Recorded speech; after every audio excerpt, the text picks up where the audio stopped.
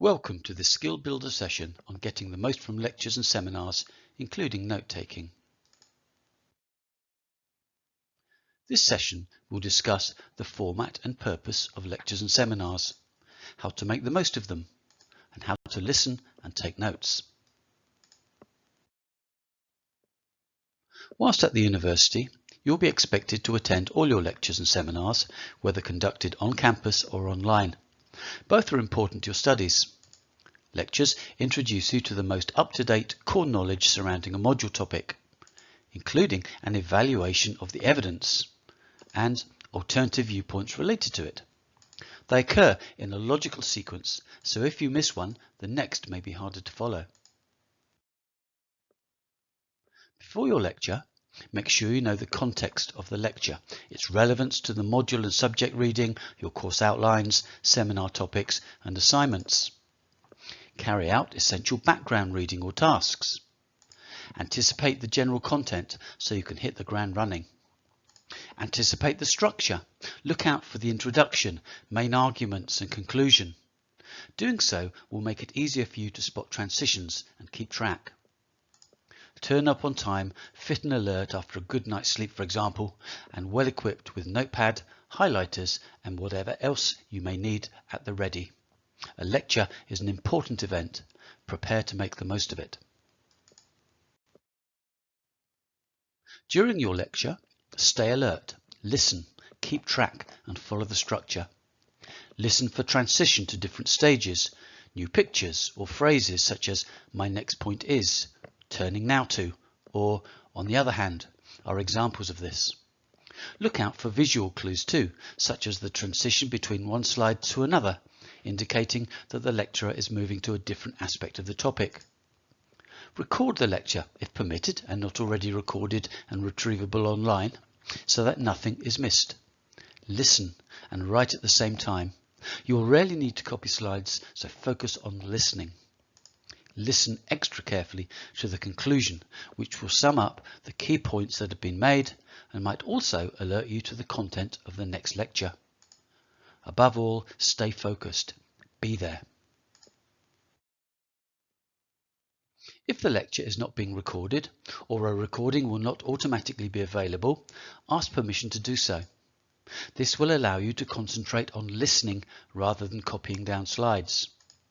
Listen carefully to the lecturer and write down the key theories, authors and arguments being discussed, along with the terms and definitions being used and key points being made. For example, the main benefits of a process or the differences between two opposing theories.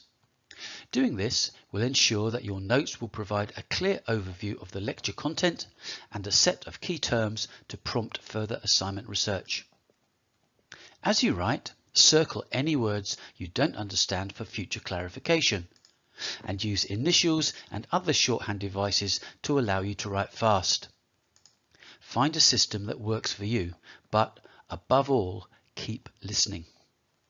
Once the lecture is finished, take the opportunity to confer with your fellow students. Help each other fill in any gaps in your understanding of the information you've just received.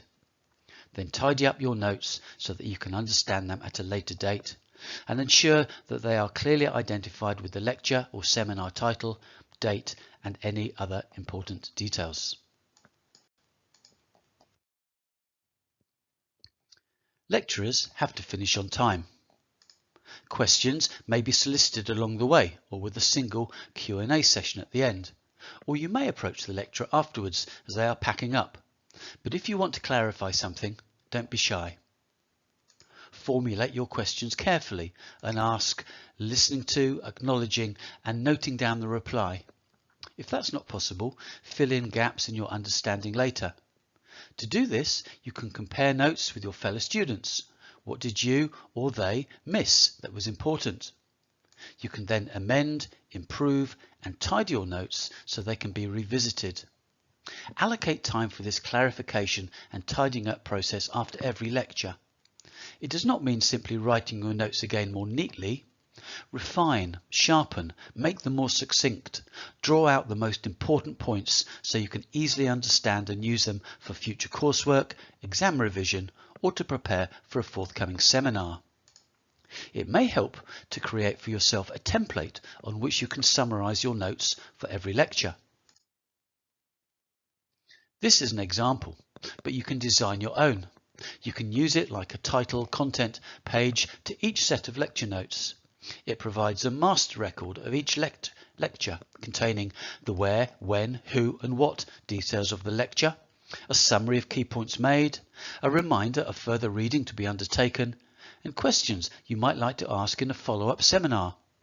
Once complete, it can all safely be filed and retrieved as necessary. Seminars are often related to a previous lecture and allow you, as part of a small group of students led by a tutor, to discuss a module topic in more depth. As with lectures, preparation is important, but the key to a good seminar is participation. To make the most of your seminar, the same points and techniques relating to lectures apply. Preparation is key. Check you know when, where and how the seminar is taking place. Understand how the seminar relates to your lecture and module. Where does this seminar fit in? Complete any advanced reading or tasks. You will enjoy not being behind the curve. Make and/or take a condensed summary of your lecture notes. The template page shown earlier might serve you well. Either way, it is a good idea to refamiliarize yourself with the key issues that may be discussed. Finally, consider in advance a few questions you might ask. During your seminar, keep your summary notes to hand. Take fresh notes as the seminar unfolds using the active listening techniques described earlier. Jot down points you'd like to make or additional questions as they occur to you. If you watch the panelists on BBC's Question Time, you'll see them keeping track of what is said, but jotting down fresh points they'd like to make when it's their turn to speak. Try to participate. Everyone, including you, will gain if you do. But think before you speak, making short and timely contributions. Strike a balance between listening and talking. You will also learn from your fellow students, so don't try to dominate. Finally, don't assume everyone knows something you don't. Ask. Your fellow students will be grateful to you for doing so. As with your lecture, when the seminar is over, you should confer with fellow students to refine and clarify your notes, perhaps using a similar notes template. Then look ahead to related upcoming assignments, further reading, or the next lecture.